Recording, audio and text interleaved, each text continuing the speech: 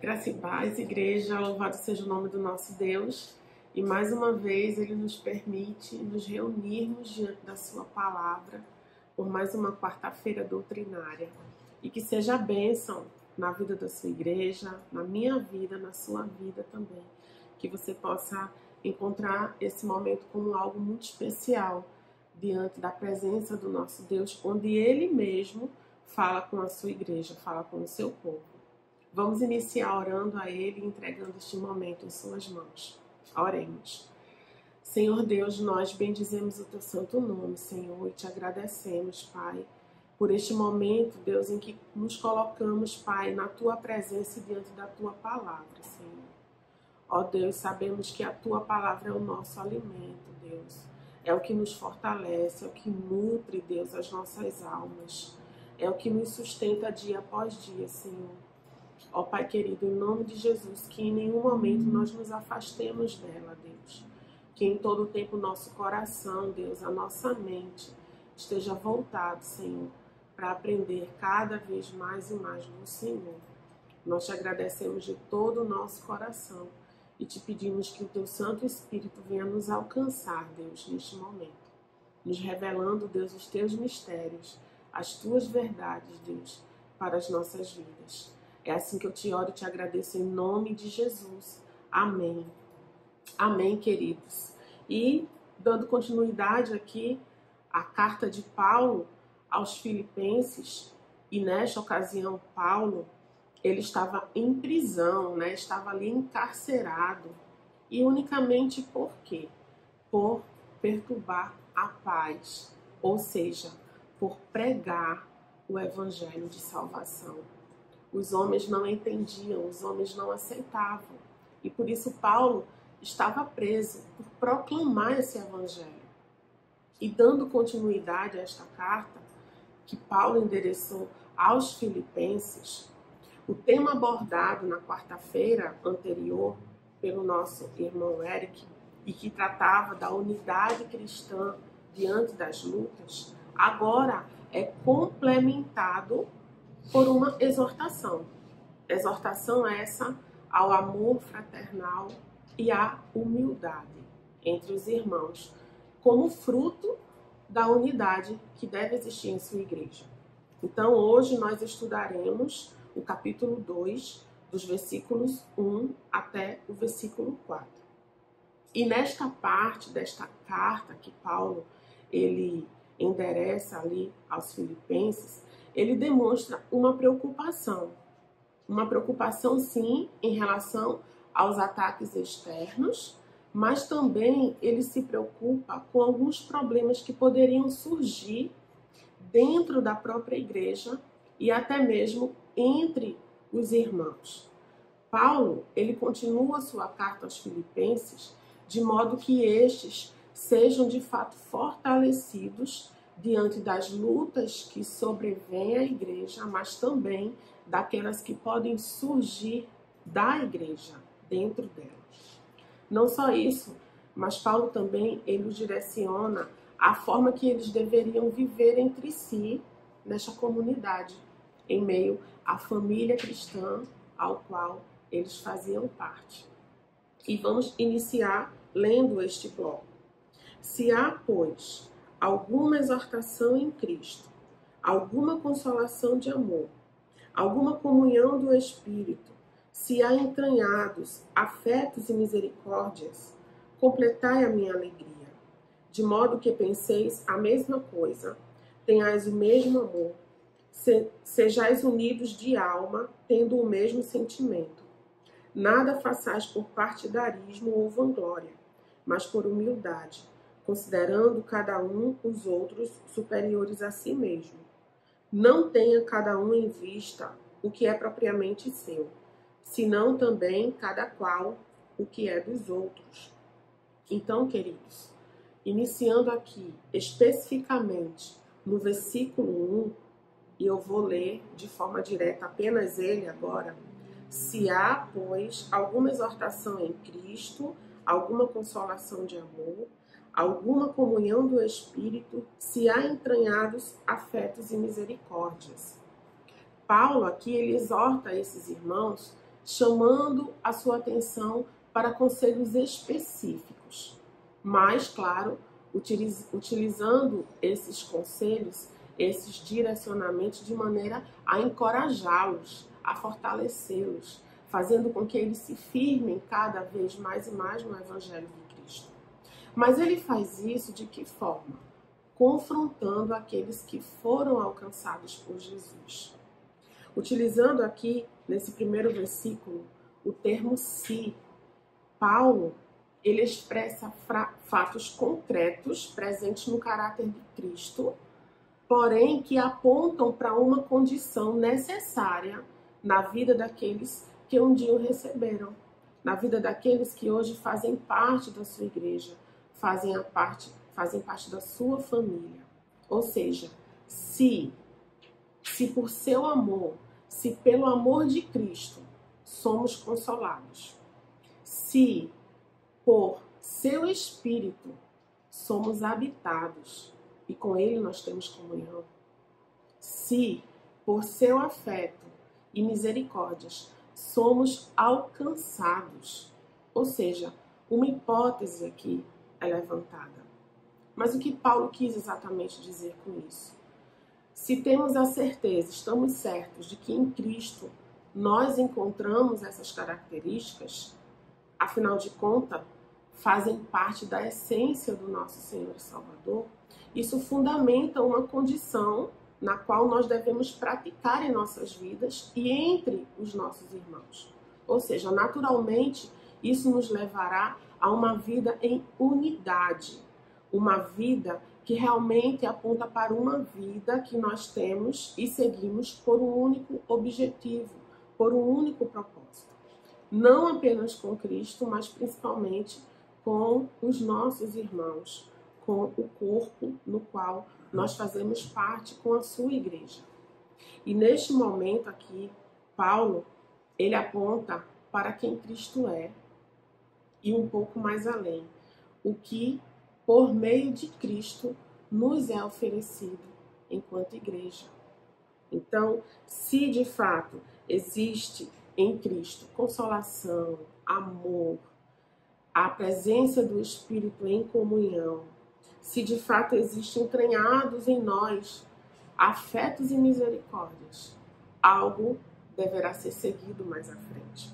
E nisso nós vamos ver no versículo 2, que diz assim: completai a minha alegria, de modo que penseis a mesma coisa, tenhais o mesmo amor, sejais unidos de alma, tendo o mesmo sentimento.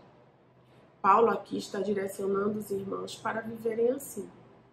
Paulo expressa que só assim a sua alegria ela será completa. Mas vamos observar bem a situação em que Paulo enfrentava, né? Ele estava preso, encarcerado, porém ele estava alegre. É isso que ele afirma. Ele não diz que a sua alegria vai depender de determinadas coisas eternas, mas ele diz que ele está alegre e que a sua alegria ela será completa se os irmãos assim viverem. Então, de que forma esses irmãos deveriam viver para que a alegria de Paulo fosse completa? Primeiro, com um só pensamento, ou seja, pensando naquilo que sempre trará e até mesmo contribuirá para a edificação e para a unidade na igreja do Senhor. Afinal de contas, se nós fazemos parte de um só corpo, e este corpo tem por cabeça o nosso Senhor Jesus Cristo, é natural que nós devamos pensar um só pensamento. É natural que nós devamos ter uma só mente, e esta mente é a mente de Cristo. Um outro motivo pelo qual Paulo afirma que a sua alegria ela será completa é que esses irmãos eles vivam com o mesmo amor, ou seja, o amor que Cristo viveu pela igreja. Este amor que se dá não por todos serem facilmente amáveis ou amados, não, mas pelo amor de Cristo nós somos constrangidos. Somos constrangidos a viver o amor sacrificial demonstrado pelo próprio Jesus. E é este amor que Paulo afirma que a sua alegria será completa.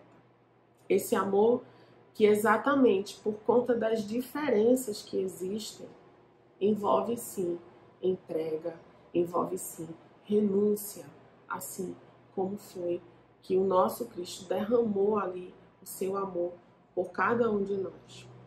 Paulo, ele também diz que a sua alegria ela será completa quando os irmãos eles viverem unidos de alma e tendo o mesmo sentimento.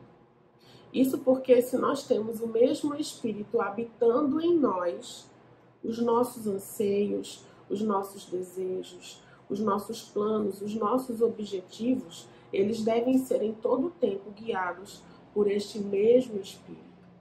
E diante disso, os nossos sentimentos, eles sempre apontarão para a mesma direção, para o mesmo alvo. Isso, com certeza, completará a alegria do nosso irmão ali, que se encontrava encarcerado. Vamos seguir adiante agora no versículo 3, que diz assim: nada façais por partidarismo ou vanglória, mas por humildade, considerando cada um os outros superiores a si mesmo. Aqui Paulo, em contrapartida àquele sonho, aquele desejo que ele tinha da forma como os irmãos deveriam viver, a fim de agradar a Cristo e também completar a sua alegria, Paulo aqui ele demonstra um problema que, se surge no meio da igreja, trará grandes prejuízos ao corpo de Cristo. E esse grande problema é o partidarismo, ou seja, o pensar de forma parcial, o pensar de forma egoísta, o desejar os seus próprios interesses e os nossos próprios benefícios, ao invés de submetermos tudo aquilo que nós fazemos ao bem-estar do outro, ao bem-estar dos nossos irmãos.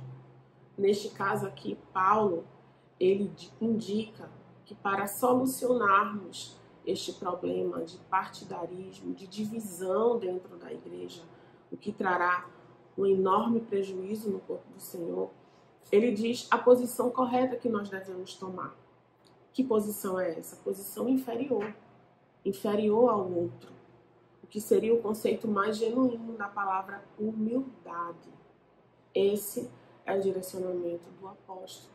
Nós devemos nos submeter, abrir mão, sim, daquilo que cabe à nossa vontade, aos nossos desejos, aos nossos interesses e fazer isso para o benefício do outro, para o benefício do nosso irmão. E nesse momento eu fico imaginando se de fato todos nós nos comportarmos dessa forma, né? Pensando no outro, pensando no bem-estar do outro, né? Ali fazendo uso da empatia, se colocando no lugar do outro, né? O quanto que nós seremos beneficiados. E nesse momento eu não quero que você pense, mas e o meu desejo? E a minha vontade? E o que eu quero? Eu sei o que é bom para mim. Não, eu não quero que você pense nisso, mas pense no outro, em abençoar o seu irmão.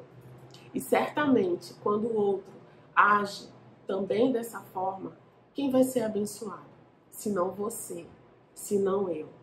Então, dessa forma, Paulo, ele apresenta o problema que poderia trazer um grande prejuízo no meio do corpo de Cristo, que é o partidarismo, e em contrapartida, ele apresenta de que forma nós devemos combater ao partidarismo, né? É pensando no outro, é vivendo o amor fraternal, é praticando de fato a humildade em meio à igreja. E vamos continuar agora e finalizar este bloco lendo o versículo 4, que diz assim: não tenha cada um em vista o que é propriamente seu, senão também cada qual o que é dos outros. Ou seja, simplesmente colocando sempre à disposição do outro aquilo que nós temos e aquilo que nós somos. E eu me lembro da palavra do Senhor em Atos, capítulo 20, 35, Palavras do próprio Senhor Jesus, que diz: mais bem-aventurado é dar que receber. Então nós devemos dar aos outros, sempre tendo por base o que Deus nos deu.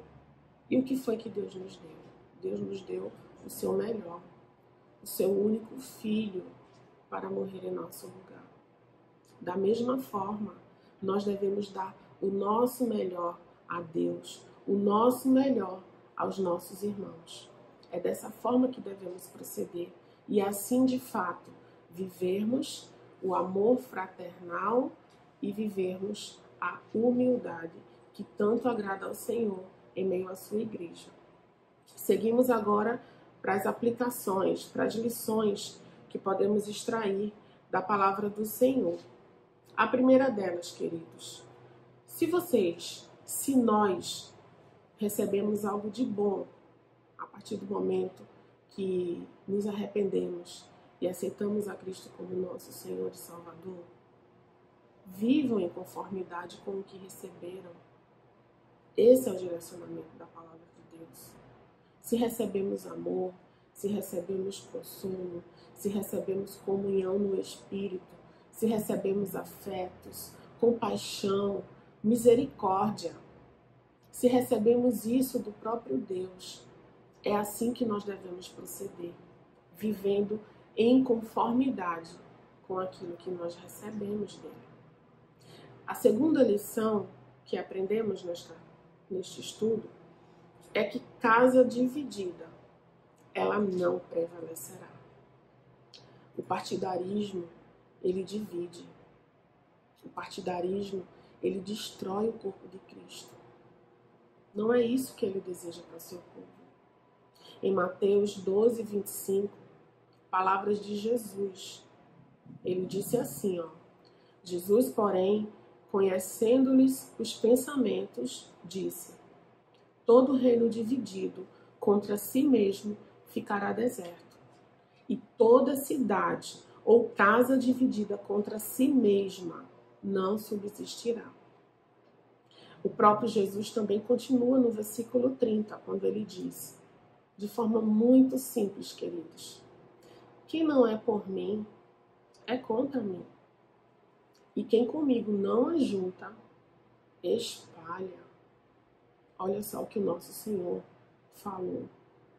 Então, casa dividida não prevalecerá. E nesse momento, pela ação do Espírito Santo, eu convido você, eu mesma, a refletir de que forma nós temos vivenciado, de que forma nós temos praticado esse relacionamento dentro do corpo de Cristo no qual fazemos parte. É a favor do nosso Senhor ou é contra ele?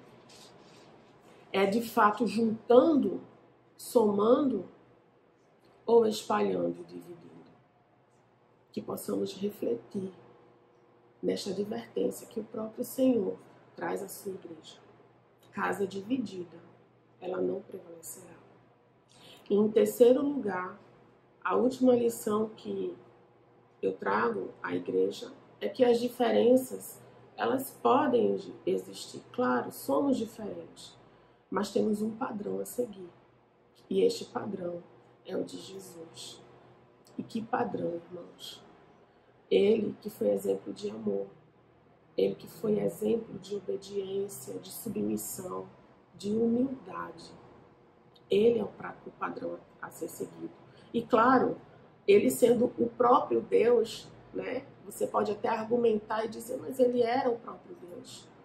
Mas temos também outro padrão a ser seguido, o nosso irmão Paulo.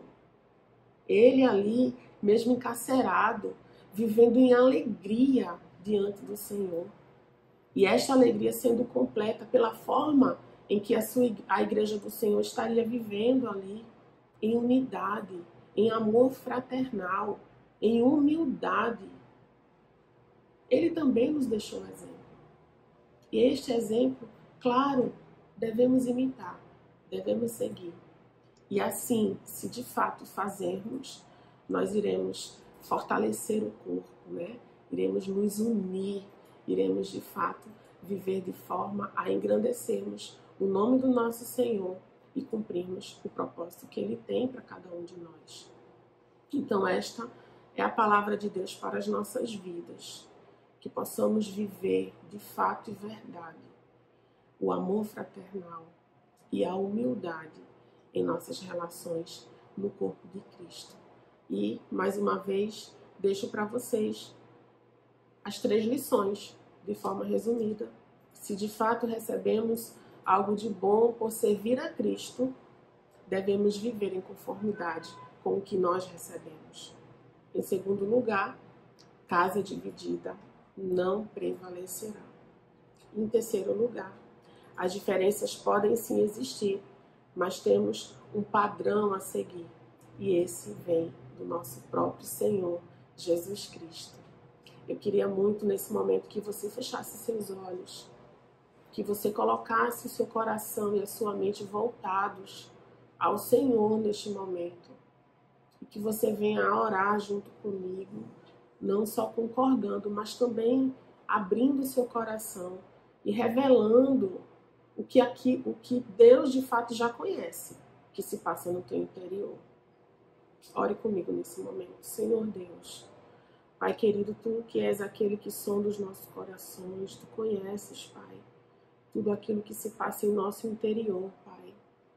E mesmo sabendo, Deus, que aquilo, as atitudes que expressamos, fala muito do que há dentro de nós, nós queremos Te clamar neste momento, Pai, pela Tua misericórdia sobre a vida da Tua igreja, Senhor, sobre a vida, Senhor, do Teu povo, sobre a vida do meu irmão, da minha irmã, sobre a minha vida, Pai. Ó Deus, de fato, nós queremos viver em conformidade à Tua palavra, Senhor. Sabemos que não é fácil, Deus. Sabemos que a nossa natureza humana, ela luta de forma contrária àquilo que o Senhor direciona, Pai. Mas nós temos em nós o Teu Santo Espírito, o Teu Consolador, que nos ajudará, Pai. Ó Deus, e eu Te clamo neste momento, Pai, que a Tua igreja, que cada um de nós possamos viver, Senhor, o verdadeiro amor. Aquele mesmo amor que foi derramado sobre as nossas vidas, Pai, ali na cruz do Calvário. Aquele mesmo amor que nos aproximou do nosso Deus mais uma vez. Ó Deus, que possamos viver, Senhor, uma vida santa, uma vida justa diante do Senhor. Uma vida, Senhor, sem pensar em um lado A, lado B, partidarismo. Não, Deus. Somos um só povo, fazemos parte de um só corpo, Deus. E queremos sim nos unir, Deus, neste propósito que o Senhor tem para a Tua igreja, Pai. Nos ajuda, Deus, a reconhecermos aquilo que precisa ser mudado. Nos ajuda a reconhecermos aquilo que precisa ser tratado, Senhor. Nos ajuda, Deus, a nos arrependermos daquilo que não tem Te agradado, Pai. Nos ajuda, Senhor, a sermos uma igreja adornada e ataviada para Ti, ó Deus. Nos ajuda, ó Pai. Este é o meu clamor nesta noite, diante deste estudo, que o Teu Santo Espírito venha alcançar a vida de cada um dos meus irmãos e que possamos, Senhor, sempre, sempre, Deus, olhar para Cristo e seguir de forma muito prática tudo aquilo que Ele tem nos ensinado, Pai. É assim que eu Te agradeço, Senhor, e Te oro, em nome de Jesus. Amém. Amém, queridos. Que Deus abençoe a sua vida e que você possa, de fato, praticar os ensinos que a palavra do Senhor nos trouxe esta noite. Que Deus te abençoe.